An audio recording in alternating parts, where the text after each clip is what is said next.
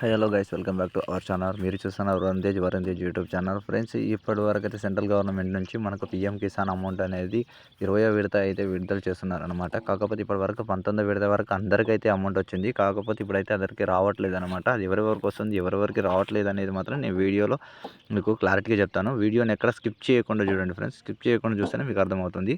వీడియోని ఎక్కడ స్కిప్ చేయకుండా చూడండి.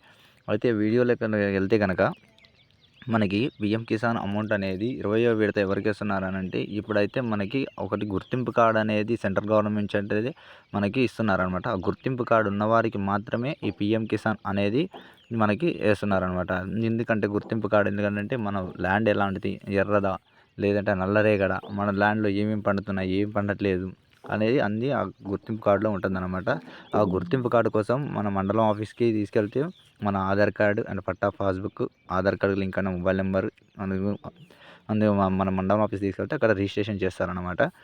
ఓకే, ఈ ఈ గుర్తింపు కార్డు ఉన్న వారికి మాత్రమే మనకి ఈ పీఎం కిసాన్ అమౌంట్ అనేది వేస్తున్నారనమాట. ఓకేనా ఫ్రెండ్స్,